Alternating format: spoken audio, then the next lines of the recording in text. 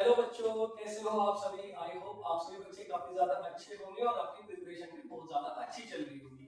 जैसे कि आप सभी को मैंने बताया था कि आज से हम एक साइंस की नई सीरीज स्टार्ट कर रहे हैं जिसमें कि हम कम से कम टाइम में साइंस का एक चैप्टर खत्म करेंगे, यानी कि वन शॉट हम कवर करेंगे।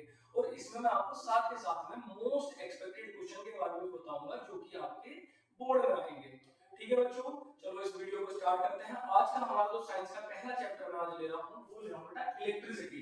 बच्चों को थोड़ा मुश्किल भी लगता है, हम कोशिश करेंगे कि इसको वो थोड़ा आसान तरीके से समझने की। ठीक है बच्चों, इतना कर लेना, इससे आपका बहुत ज्यादा काम हो जाएगा। क्योंकि अब जो आपके पास टाइम बच रहा है ना, ये बेटा 2080 रूल फॉलो करने वाला बच रहा है। ठीक है, इसमें आपको 2080 रूल फॉलो करना है। ठीक है, वैसे मैं यहाँ पे कवर कोशिश करूंगा कि हम सारा का सारा कवर करें और कोई भी एक हमारा टॉपिक स्किप ना हो। चलो बच्चों स्टार्ट करते हैं। तो सबसे पहले हम बात करते हैं इलेक्ट्रिसिटी में। भैया सबसे पहला टॉपिक क्या आता है, तो आता है चार्ज। चार्ज को हम डिनोट करते हैं कैपिटल क्यू से और एज वेल एज किससे डिनोट करते हैं, स्मॉल क्यू से। तो स्मॉल क्यू देख के घबरा मत जाना, स्मॉल क्यू का मतलब क्या है, चार्ज है। समझ में आ गई बात। अब जो चार्ज होते हैं वो चार्ज बनता कैसे है, तो बेसिकली चार्ज बनता है इलेक्ट्रॉन्स के फ्लो से। कैसे बनता है, इलेक्ट्रॉन्स के फ्लो से हमारा चार्ज बनता है। अब जो चार्ज होता है वो दो टाइप का चार्ज होता है, एक पॉजिटिव चार्ज और एक कैसा चार्ज होगा, नेगेटिव चार्ज। मैं बच्चों को अक्सर बताता हूं कि पॉजिटिव चार्ज आप रिलेट करके चलो कि पॉजिटिव चार्ज प्रोटॉन का है, नेगेटिव चार्ज इलेक्ट्रॉन का है। ठीक है, वहीं अगर बात करी जाए कि एक प्रोटॉन पे चार्ज कितना होगा और एक इलेक्ट्रॉन पे चार्ज कितना होगा, तो प्रोटॉन पे पॉजिटिव 1.6 into 10⁻⁻19 कूलम का चार्ज होगा। वहीं अगर प्रोटॉन की बात करें तो प्रोटॉन पे प्लस के 1.6 into 10⁻⁻19 कूलम होगा। क्या भैया हमें प्लस और माइनस से कोई लेना देना है, तो तुम्हें कोई लेना देना नहीं है बेटा, माइनस तुम्हें न्यूमेरिकल में नहीं लगाना है। चलो अब यहाँ पे अगर चार्ज की प्रॉपर्टीज के बारे में बात करें तो देखो एक बात समझो कि चार्ज की मेनली दो प्रॉपर्टीज होती हैं। कैसी प्रॉपर्टीज होंगी, दो। कैसे, जो सेम चार्जेस होंगे यानी कि एक जैसे दिखने वाले चार्ज होंगे वो एक दूसरे को क्या करेंगे, रिपेल करेंगे, और जो अपोजिट चार्ज होंगे वो एक दूसरे को क्या करेंगे, अट्रैक्ट करेंगे। समझ में आ गई बात। यानी कि प्लस वाला प्लस को रिपेल करेगा, माइनस वाला माइनस को रिपेल करेगा। और जो अनलाइक चार्जेस होंगे यानी कि अपोजिट चार्ज, अनलाइक चार्जेस का मतलब क्या है यहाँ पे, अपोजिट चार्ज। तो अपोजिट चार्ज यानी प्लस वाला माइनस को अट्रैक्ट करेगा और माइनस वाला प्लस को अट्रैक्ट करेगा। इतनी बात क्लियर है, बहुत बढ़िया। चलो क्लियर है, जल्दी थोड़ा सा कवर करते हैं कि ऐसा यूनिट चार्ज की क्या होगी, कूलम। देखो बच्चों में चैप्टर स्टार्ट कर रहा है तो पहले आपको एक बात बता दो, ऐसा यूनिट्स बहुत ज्यादा जरूरी है, ये सबको याद होनी चाहिए अच्छे से। ठीक है, वरना आपके मार्क्स हट जाएंगे अगर यूनिट्स नहीं लिखोगे। और स्मॉलेस्ट इंडिपेंडेंट चार्ज क्या है हमारा, किसी भी जो फंडामेंटल चार्ज है, तो सबसे छोटा चार्ज अगर कोई एग्जिस्ट कर रहा है ना, बेसिक चार्ज है, तो वो क्या है, एक इलेक्ट्रॉन का चार्ज है, जो कि मैंने आपको अभी बताया कि इलेक्ट्रॉन का चार्ज कितना होगा, -6 × 10⁻⁻19। चलो अब आगे चलते हैं, करंट के बारे में आपको बताता हूँ। चार्ज, चार्ज के फ्लो से बेटा क्या बनता है, करंट। चार्ज के फ्लो से हमारा क्या बनेगा, करंट बनेगा। करंट को किससे डिनोट करते हैं, आई। यानी कि मैं, मेरे में क्या है भैया, बहुत ज्यादा क्या है भैया, करंट है ना, तो यानी कि करंट को किससे डिनोट करते हैं, आई से। या तो कैपिटल आई से डिनोट कर लो या फिर किससे डिनोट कर लो, स्मॉल आई से डिनोट कर लो। और इसकी बेसिक डेफिनेशन क्या होगी, rate of flow of charge, rate of flow of charge. बहुत बढ़िया, शाबाश, इतनी बात समझ में आ गई। रेट, जब भी एक टर्म आ जाए ना, रेट कहीं भी आ रहा है, पूरी साइंस में समझ लेना, रेट आ जाए तो डिवाइड आप किससे कर रहे होंगे, टाइम से। किससे डिवाइड कर रहे होंगे, टाइम। और किसका रेट है यहाँ पे, चार्ज का रेट है। तो करंट किसके इक्वल हो, current is equal to charge upon time, यानी कि I is equal to Q upon T। समझ में आ गई बात, क्लियर है। अब देखो मेरे पास क्या है, कंडक्टर है। ठीक है, मेरे पास एक कंडक्टर है। अब समझो कि चार्ज है, यहां से कोई चार्ज स्टार्ट हुआ और वो चार्ज कुछ टाइम बाद इसके एक एंड से दूसरे एंड पे पहुंच गया। ठीक है, तो वो चार्ज कितने टाइम में एक एंड से दूसरे एंड पे पहुंच रहा है, वही बेसिकली क्या है, करंट है, करंट बता रहा है। समझ में आ गई बात। जो करंट की डायरेक्शन होगी वो हमेशा कैसी होगी, पॉजिटिव से नेगेटिव की तरफ। और हम दूसरी भाषा में इसको क्या बोल सकते हैं कि ये अपोजिट फ्लो करेगा किसके, इलेक्ट्रॉन के। शाबाश, चलो वेरी गुड। यहाँ पे बेटा चार्ज का डायरेक्ट फॉर्मूला क्या बन जाएगा, I into T। अक्सर छोटे छोटे न्यूमेरिकल इस फॉर्मूले में आ जाता है कि चार्ज का फॉर्मूला क्या बन जाएगा, I into T। क्लियर बात है, ये मैं आपको बता दिया। दूसरा यहाँ पे सबसे इंपॉर्टेंट बात की करंट की एसआई यूनिट क्या होगी, तो करंट की एसआई यूनिट होती है, चार्ज की एसआई यूनिट क्या है, कूलम, और टाइम क्या है, सेकंड। तो कूलम पर सेकंड बोल लो या तो कूलम पर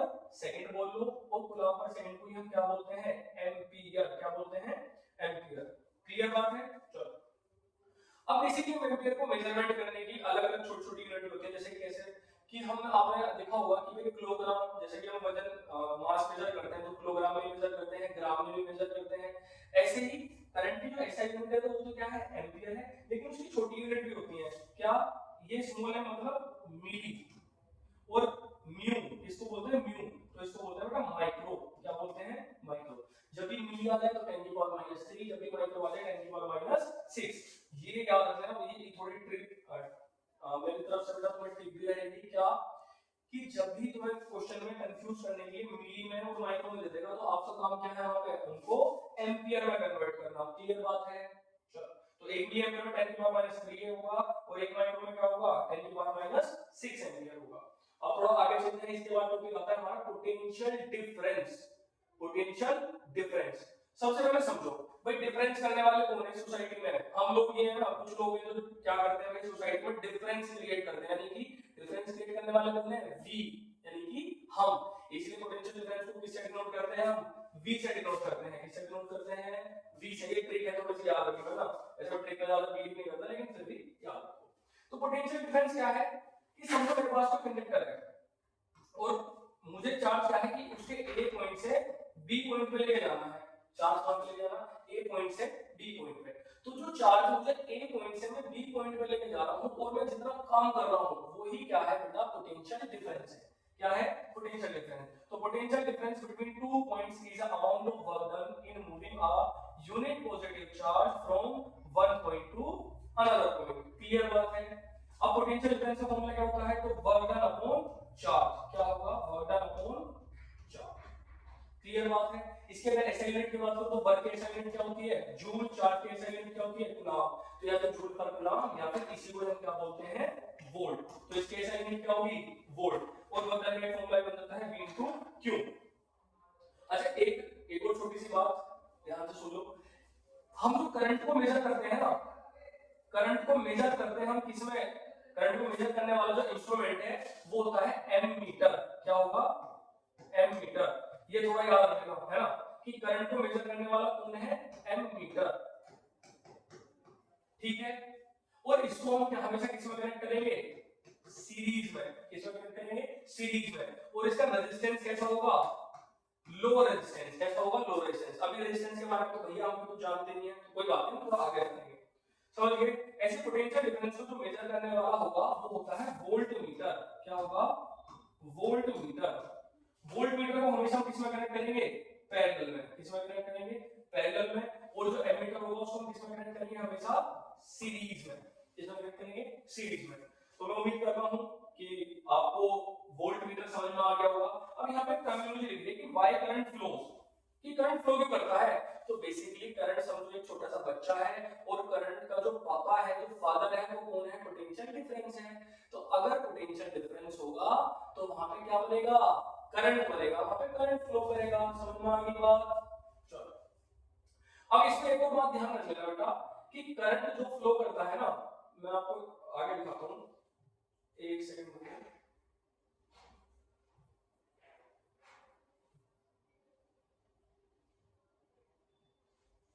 देखो करंट जो फ्लो करता है वो करता है हायर पोटेंशियल से लोअर पोटेंशियल पे, है ना। और जो इलेक्ट्रॉन है वो कहां पे फ्लो करता है लोअर पोटेंशियल से हायर पोटेंशियल की तरफ फ्लो करता है।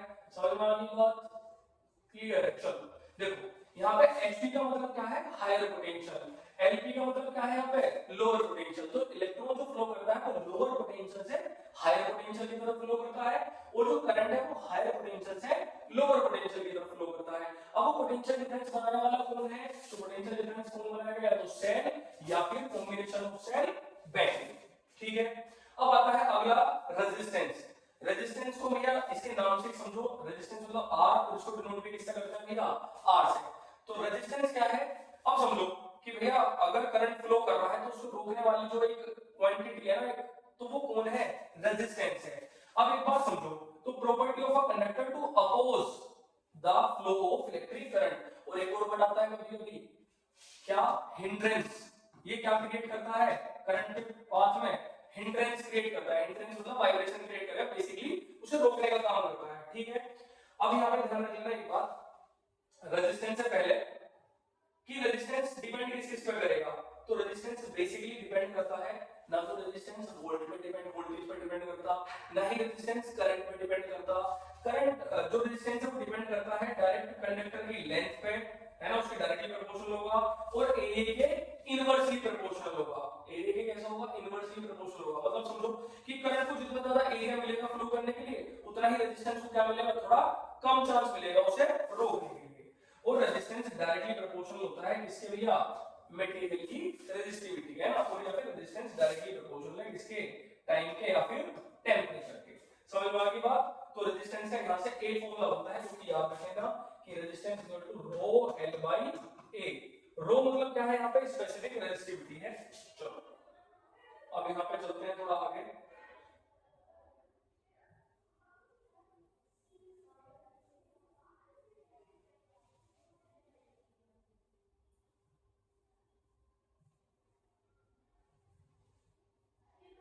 रेजिस्टिविटी, है ना। अब रेजिस्टिविटी क्या है जिसको डिनोट करते हैं किससे? रो से। तो ये क्या है? मटेरियल डिपेंडेंट प्रॉपर्टी है, यानी कि रेजिस्टेंस जैसी रोकता है ना, है ना, जैसा रेजिस्टेंस रोकता है ऐसी ऐसी एक मटेरियल है वो भी नहीं चाहता कि भाई मेरे अंदर से करंट फ्लो हो। तो जो प्रॉपर्टी है उस मटेरियल की करंट को रोकने वाली, उसी को हम क्या बोलते हैं? रेजिस्टिविटी, या फिर इसी बात को हम क्या बोलते हैं? Specific resistance. क्या बोलते हैं? Specific resistance. समझ में आ गई बात? अब रेजिस्टिविटी ना तो भैया शेप पर डिपेंड करती, ना ही किस पर डिपेंड करती? साइज पर डिपेंड करती, ठीक है। अब जो बात करी जाए सबसे कम रेजिस्टिविटी किसकी होगी? मेटल्स की। उससे ज्यादा किसकी होगी? अलॉयज की। और सबसे ज्यादा रेजिस्टिविटी किसकी होगी? इंसुलेटर्स की।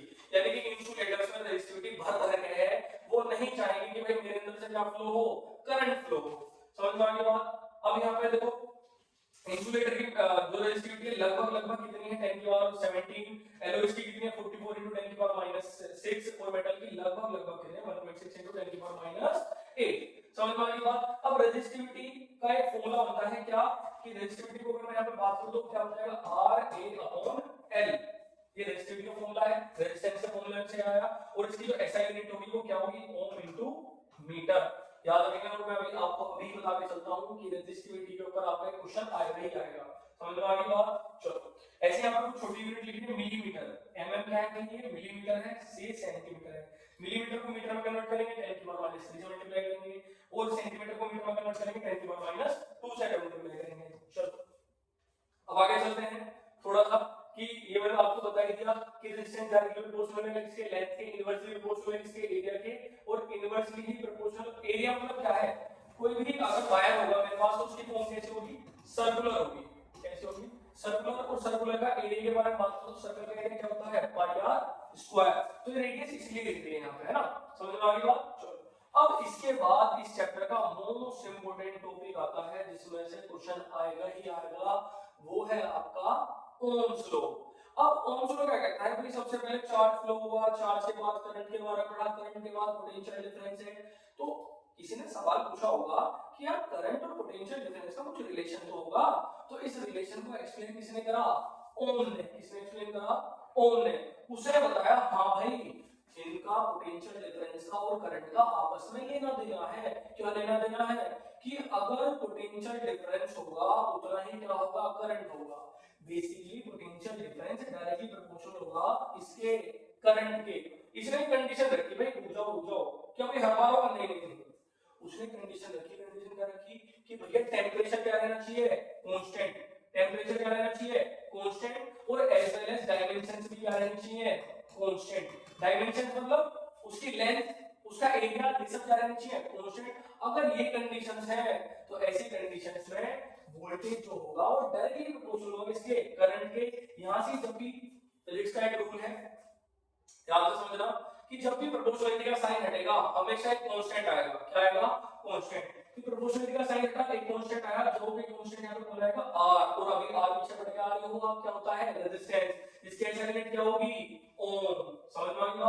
अच्छा इस पे एक और डिबेट है, अभी आप 10th क्लास में आपको इससे कोई लेना देना है नहीं, लेकिन फिर भी मैं आपको एक बात बताता हूं कि कभी आपने सोचा कि जब भी प्रोपोर्शनलिटी का साइन हटता है ये हमेशा तो कांस्टेंट आता है, राइट हैंड साइड में क्यों आता है? लेफ्ट हैंड साइड में क्यों नहीं आता? अगर किसी बच्चों को ये बात पता है तो जरा कमेंट करना एक बार भाई, ठीक है। चलो अब आगे चलते हैं थोड़ा सा। यहाँ पे अब बात करते हैं थोड़ा ग्राफ की, ठीक है। तो ये यहाँ तक क्लियर होगा। ओम्स लॉ क्या है? V = I। एक ग्राफ के बारे में बात करते हैं बाबू, है ना। ये ग्राफिकल क्वेश्चन आपको एमसीक्यू में देखने के लिए मिल जाए या फिर बीच में क्वेश्चन में आपसे 1-2 नंबर में पूछे जरूर देखने के लिए मिलेगा। देखो अगर मेरे पास v और i का ग्राफ है, क्या है v और i का ग्राफ है, तो मेरे को मिलेगा क्या रेजिस्टेंस, और जो i और v का ग्राफ है मेरे को क्या मिलेगा 1 अपॉन रेजिस्टेंस, यानी कि रेजिस्टेंस का रेसिप्रोकल। भाई आते कहां से है, तो देखो अगर यहाँ पे v और i बेटा जो बीच में लाइन जा रही है, आपको बीच में लाइन जो दिख रही है इसको बोलते हैं स्लोप। क्या बोलते हैं, स्लोप। स्लोप को देने वाला कौन होता है, tan। कौन है, tan। और tan कहता है, tan को आपने ट्रिग्नोमेट्री में पढ़ा होगा, आपके टीचर ने आपको पढ़ाया होगा, क्या होता है कि tan होता है परपेंडिकुलर अपॉन में बेस। अब समझो कि मेरे पास v है परपेंडिकुलर और बेस में क्या है i, और v अपॉन i किसके इक्वल है, r के इक्वल है। भैया ये बात कहां से आई, तो देखो अभी आप जस्ट पीछे पढ़ गए v equal to i r, तो यहां से अगर r निकालोगे तो क्या हो जाएगा v अपॉन i। समझ में आ गई बात। इससे यहां पे क्या समझ में आता है, अगर मेरे को रेजिस्टेंस मिला है v और i ग्राफ में, अक्सर एग्जामिनर कंफ्यूज करता है i v में और v में vi में। अगर मेरे को एंगल ज्यादा बढ़ रहा है तो इसका मतलब स्लोप ज्यादा हो रहा है, यानी कि ये वाला एंगल बढ़ रहा है तो स्लोप ज्यादा, अगर स्लोप ज्यादा होगा तो रेजिस्टेंस क्या होगा, ज्यादा होगा। ये कब है, कब है, जब v और i का ग्राफ हो। अब इसका अपोजिट i और v, फिर दोबारा सेम काम। अब यहाँ पे i अपॉन v करोगे आप, जब v अपॉन i r है तो i अपॉन v क्या हो जाएगा, क्या 1 अपॉन r होगा कि नहीं होगा, हाँ भैया सही बात है 1 अपॉन r ही होगा। बताओ भाई बच्चों, हाँ वेरी गुड। चलो अब आगे चलते हैं। तो i और v ग्राफ में थोड़ा उल्टा है, स्लोप क्या मिलेगा 1 अपॉन r, यहाँ पे क्या होगा उल्टा काम होगा। उल्टा काम क्या होगा कि यहाँ पे उल्टे देख रहे हो, एंगल बढ़ रहा था तो स्लोप बढ़ रहा था, रेजिस्टेंस बढ़ रहा था, यहाँ पे रेजिस्टेंस क्या होगा अपोजिट काम होगा। तो ये बात थोड़ा ध्यान में रख लेना, ठीक है। अब ये देखिए क्या है, Ohm's law and experimental setup. अगर आपने स्कूल में, उम्मीद कर रहा हूं कि आपके स्कूल में ये ओम्स लॉ का एक्सपेरिमेंट कराया होगा, उसमें क्या है कि हम एक्सपेरिमेंटली कैसे वेरीफाई कर सकते हैं कि ये v जो है वो डायरेक्टली प्रोपोर्शनल है किसके, i के। हाँ चलो भाई देखो, तो यहाँ पे क्या है एक सेटअप तैयार करेंगे आपके एग्जामिनर, उसमें भी क्या लगेंगे 1.5 वोल्ट की बैटरी लगा दी, मैं क्या लगा दी 1.5 वोल्ट 1.5 वोल्ट की सेल लगा दी, तो 1.5 और 1.5 3 और 3 यानी टोटल कितनी होगी 6 वोल्ट। कितनी होगी 6 वोल्ट का हो गया। अब इसमें क्या होगा, सबसे पहले मैं यहाँ पे ये कनेक्शन करूंगा, तो अभी इसमें कितने वोल्टेज आ रहा है 1.5 वोल्ट, तो जब 1.5 वोल्ट जा रहा तो मेजरमेंट करा एमीटर में, तो देखा 1 मीटर 1 एंपियर आ रहा है। उसके बाद यहां से तार को हटाया, फिर तार जोड़ते हैं यहाँ पे, तो पहले 1.5 था वो 1.5 ये, तो आप कितना हो गया 3 वोल्ट। तो करंट की जब रीडिंग चेक करें तो देखा हमारा 2 एंपियर करंट आ रहा है। अब यहां से इसको हटाया वायर को, है ना, यहां से वायर हटाया, अब वायर कहां जोड़ते हैं थर्ड टाइम तीसरे उसमें, तो 1.5 और 1.5 3 और 1.5 एक और कितना हो गया 4.5 वोल्ट। तो जब 4.5 देखा तो कितनी रीडिंग आई थी एमीटर में 3 एंपियर की। इसके बाद फिर लास्ट में आके यहाँ पे जोड़ दिया, इसके बाद चेक करा कि कितना हो गया, सारा कॉम्बिनेशन कितना हो गया 6 वोल्ट का, तो रीडिंग कितनी आ रही थी 4 एंपियर की। और जब हमने इसका वेरिफिकेशन करा कौन से फॉर्मूले से, R = V अपॉन I, तो आप भी बच्चों कमेंट करके मुझे बताना कि ये वेरीफाई होगा कि नहीं। जब आप वैल्यू निकालोगे तो हर बार रेजिस्टेंस की वैल्यू क्या आएगी, सेम आएगी, तो उससे समझ में आ रहा है कि रेजिस्टेंस क्या है यहाँ पे कांस्टेंट है।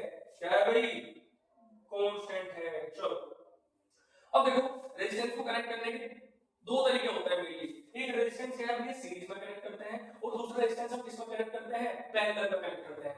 मेरा एक छोटा सा कांसेप्ट है उसको हमेशा ध्यान रखना, अगर बच्चों आपने अपने दूसरे बच्चे का ऐसे करके एक हाथ पकड़ रखा है तो आप किसमें कनेक्ट हो, सीरीज में, और आपने उसके दोनों हाथ ऐसे पकड़ लिए, उसने भी आपके ऐसे पकड़ लिए, तो आप किसमें हो, पैरेलल में। तो सबसे पहले अगर सीरीज की बात करें, ये देखो यहाँ पे सीरीज में क्या होगा, हमारा करंट सेम होगा, क्या होगा, करंट सेम होगा, लेकिन वोल्टेज क्या होगा, डिवाइड होगा, यानी कि I सेम और वोल्टेज क्या होगा, अच्छा ये मैं अपोजिट बता रहा हूं, I सेम होगा और वोल्टेज क्या होगा सर, डिफरेंट होगा। तो जो नेट रेजिस्टेंस निकल आएगा वो क्या आएगा R1 + R2 + R3। अच्छा कभी कभी पेपर में कहा जाता है आपसे इसका वेरी मतलब अदर वेरिफिकेशन निकलवाने के लिए, तो आपको मैं ट्रिक बताता हूं, होगा किससे, ये ओम्स लॉ से, V = IR से होगा। और थोड़ा जल्दी मैं आपको बताऊं, तो यहाँ पे डिवाइड कौन हो रहा है, डिवाइड होने वाली क्वांटिटी कौन है, हाँ भैया वोल्टेज डिवाइड हो रहा है। तो आपको यहाँ पे ऐसे करना है, तो जो V नेट होगा यहाँ पे अगर तीन रेजिस्टेंस है तो V1 + V2 + V3 होगा, फिर आप V की जगह क्या रखोगे IR, I में I तो सब में क्या होगा सेम होगा, तो I का आ जाएगा कॉमन, तो R1 + R2 + R3। ऐसे आप यहाँ पे रखोगे V = IR रखोगे कि नहीं रखोगे, V की जगह यहाँ पे IR, हाँ भैया रखेंगे, तो I से I क्या हो जाएगा कैंसिल, तो रेजिस्टेंस आपका फॉर्मूला निकल जाएगा। क्लियर बात है, शाबाश। अब रेजिस्टेंस रेजिस्टेंस को दूसरे तरीके क्या है भैया, पैरेलल में कनेक्ट करना है। पैरेलल में आपको बताया जाएगा, दोनों हाथ पकड़ रखे हैं तो पैरेलल में करंट क्या होगा, डिफरेंट होगा, वोल्टेज क्या होगी, सेम होगी। सेम तरीके से ये वाला फॉर्मूला भी आ जाएगा। आपकी बात चेंज होने वाला कौन है, करंट है, तो आपके पास करंट को आपको यहां पर दिखा रहा है, करंट वैसे लिखो I1 plus I2 plus I3। Ohm's law से अगर आप करंट की वैल्यू रखोगे तो आपके पास ये वाला फॉर्मूला निकल के आ जाएगा। क्लियर? मैं उम्मीद करता हूं बेटा कि आपको ये सब समझ में आ रहा होगा। चलो अब थोड़ा सा आगे चलते हैं, जल्दी से भाई नीचे हो जाओ। हाँ, ये अक्सर थ्योरेटिकल क्वेश्चन बनता है क्या कि advantages of parallel over series combination, कि भैया सीरीज कॉम्बिनेशन में एडवांटेजेस क्या है पैरेलल कॉम्बिनेशन के। अक्सर आपके जो घरों में वायरिंग हो रही है ना बेटा, ये कैसी कैसी वायरिंग हो रही है, पैरेलल में हो रही है। कैसी हो रही है, पैरेलल। भैया क्यों हो रही है पैरेलल में, वो पैरेलल में इसलिए हो रही है क्योंकि पैरेलल कॉम्बिनेशन में अभी आप जस्ट पीछे आए पढ़ के आए हो कि पैरेलल कॉम्बिनेशन वोल्टेज क्या है, सेम। चलो शाबाश। अब क्या है, इंडिपेंडेंट ऑफ अप्लायंसेस, यानी कि एक दूसरे अप्लायंसेस पे क्या नहीं होने का, फर्क नहीं पड़ने का। अब कैसे समझो कि भैया आपने एक हाथ पकड़ रखा, दूसरे बच्चे ने भी दो हाथ पकड़ रखे, तीसरे बच्चे ने दो हाथ पकड़ रखे, और सबका सर्किट चल रहा है। अगर एक बच्चा अपना हाथ उठा ले तो क्या भाई सर्किट हट जाएगा, इनकम्प्लीट हो जाएगा? तो इसका आंसर क्या है, नहीं, उस पर कोई फर्क नहीं पड़ेगा। ठीक है, उस पर कोई फर्क नहीं पड़ेगा। अब चलो यहाँ पे बात करते हैं आगे। तो इंडिपेंडेंट ऑफ अप्लायंसेस, ठीक है, appliances continue to operate normally। इसको आप एक बार पढ़ लेना तो आपको जल्दी समझ में आएगा। Device of different types needs different current. अब तुम्हें पता है पैरेलल में क्या होता है, करंट डिवाइड होता है, और अगर पैरेलल में करंट डिवाइड हो रहा होगा तो अलग अलग अप्लायंसेस है। भाई आपको फ्रिज में कुछ करंट की रिक्वायरमेंट है, आपकी जो टीवी देख रहे हो उसमें कुछ करंट की रिक्वायरमेंट है, और जो आप इतना सुंदर सुंदर मोबाइल देख रहे हो जिसमें आप ये इंस्टाग्राम ये सब चीज चला रहे हो, इसमें अलग करंट की रिक्वायरमेंट है चार्ज करने के लिए। समझ में आ रही है कि समझ में आ रही है बात?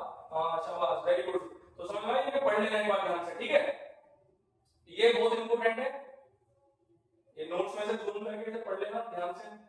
अब बात करते हैं सर्किट डायग्राम, सर्किट के बारे में। एक सर्किट क्या होता है, तो एक सर्किट होता है continuous and closed path of electric current.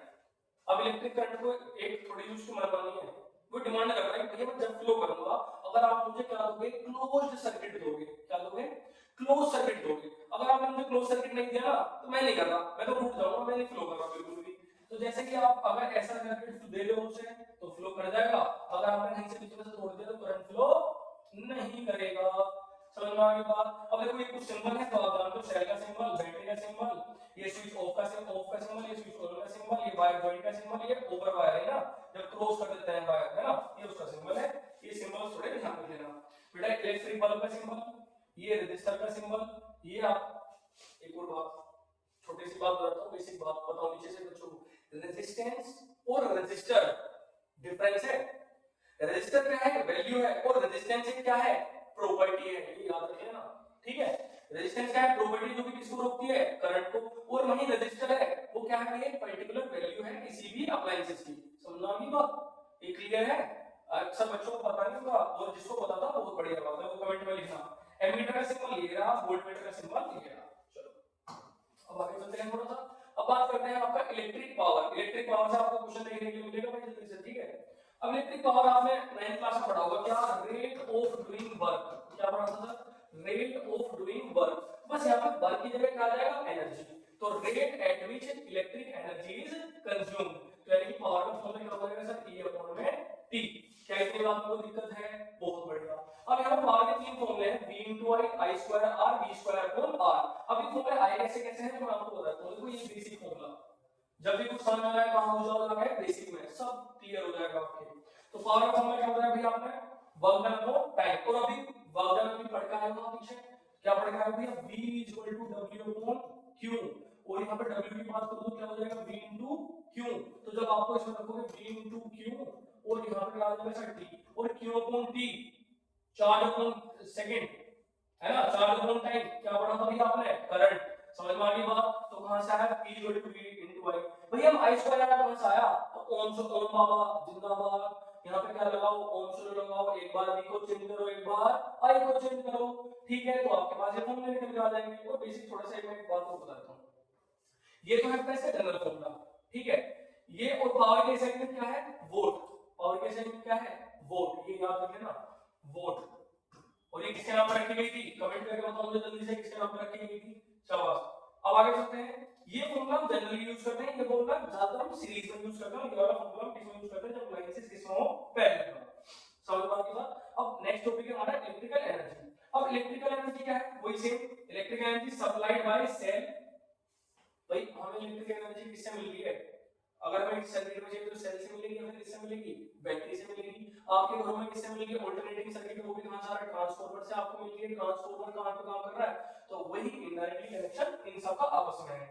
समझ में आ गई। एनर्जी का बेसिक फॉर्मूला पावर से आया, अभी मैंने आपको बताया एनर्जी का फॉर्मूला क्या होगा, पावर इनटू टाइम। एनर्जी कैसे क्या होगी, किलोवाट आवर होगी।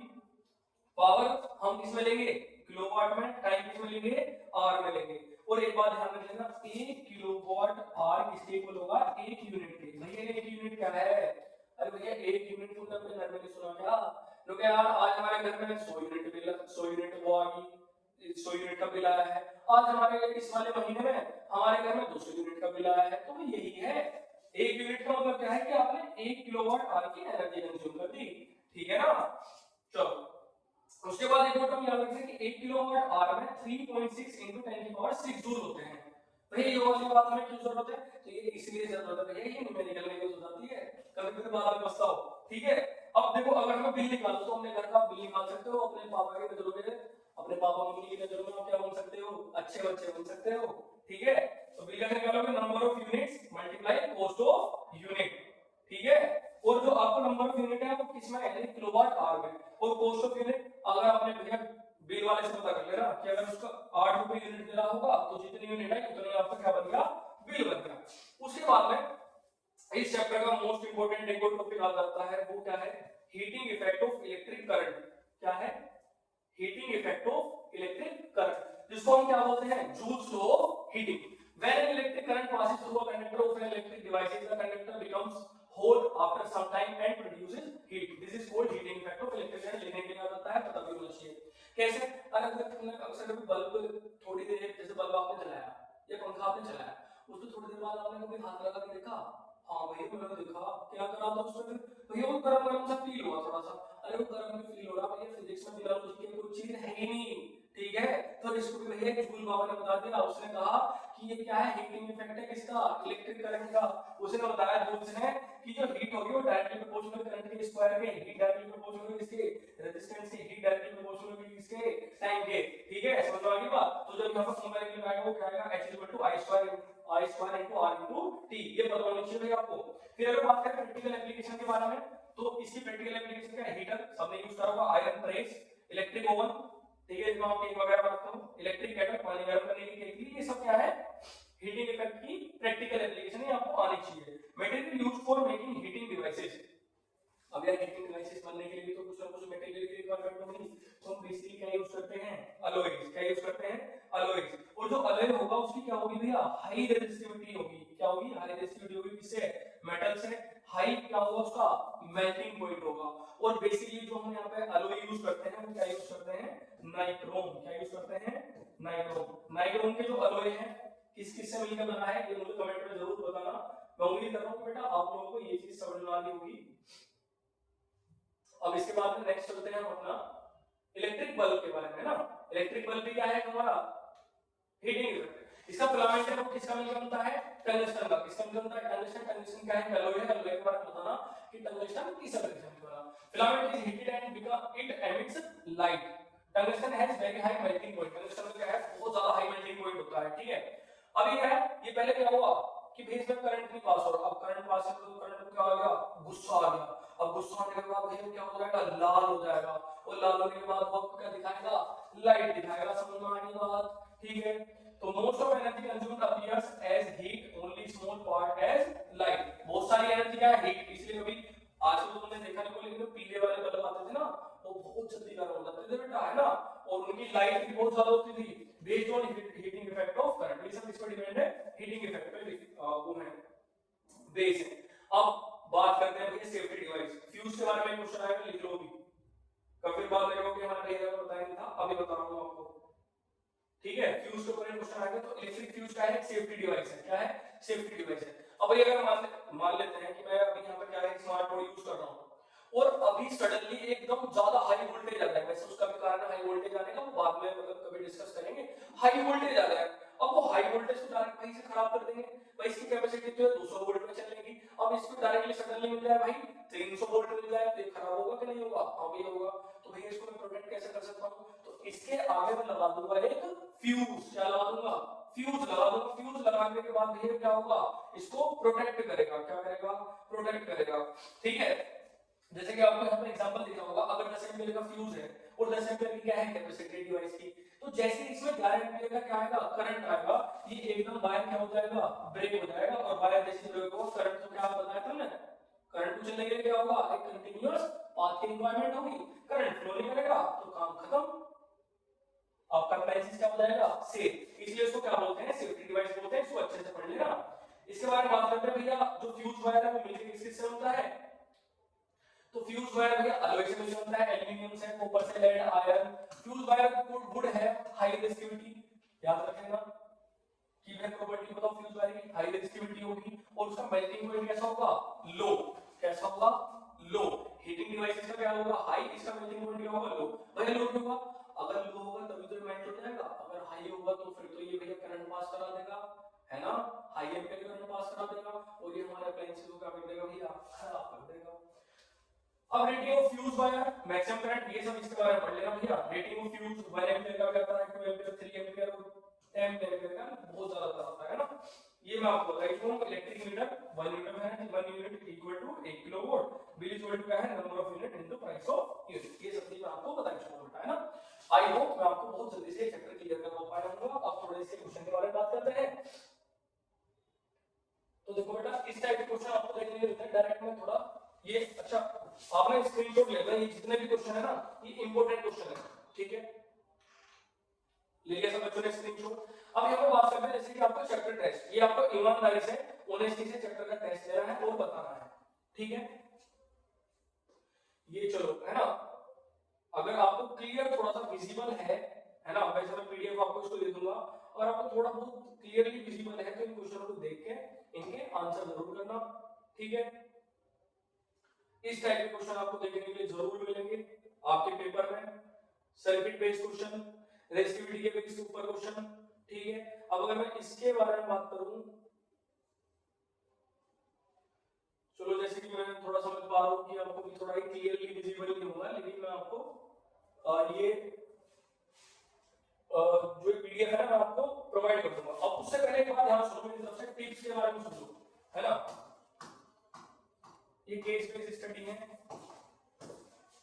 इनको थोड़ा एक बार ध्यान से देख लेना, मैं आपको प्रोवाइड कर दूंगा बेटा पीडीएफ अपने टेलीग्राम चैनल पे, डिस्क्रिप्शन में आपके पास होगा। ये सब के बेटा स्क्रीनशॉट ले लेना एक बार।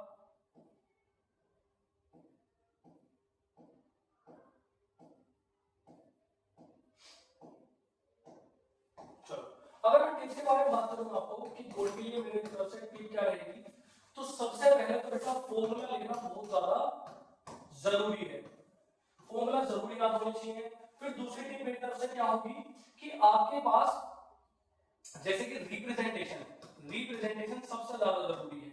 ये नहीं है कि भाई कुछ का कुछ लिखेगा, रिप्रेजेंटेशन बहुत ज्यादा जरूरी है। अगर फॉर एग्जांपल मैं न्यूमेरिकल आ रहा तो उसको पहले गिवन लिखो, गिवन के बाद उसको अच्छे से रिप्रेजेंट करो, है ना, एक्स्ट्रा उसमें कुछ लिखने की जरूरत नहीं, जितना कुछ चला है उतना ही आपको लिखना है।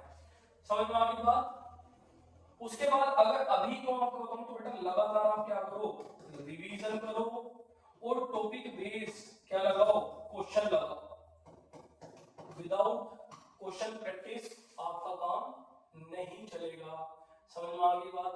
आई होप मैं आपको वीडियो के थ्रू बेटा ये चैप्टर क्लियर करवा पाया हूँगा। मेरी कोशिश थी कि रैपिड रिवीजन कराने की, है ना, और ये जो आपकी पीडीएफ मिल जाएगी आपको मोस्ट एक्सपेक्टेड क्वेश्चन की, वो आपको टेलीग्राम चैनल पे मिल जाएगी। तब तक के लिए मैं आपसे मिलता हूँ नेक्स्ट चैप्टर के लिए। आप मेरे को कमेंट करके बताना कि आपको नेक्स्ट चैप्टर का वन शॉट कब चाहिए और कौन से चैप्टर का वन शॉट चाहिए आपको, है ना, ठीक है। तब तक के लिए राधे राधे।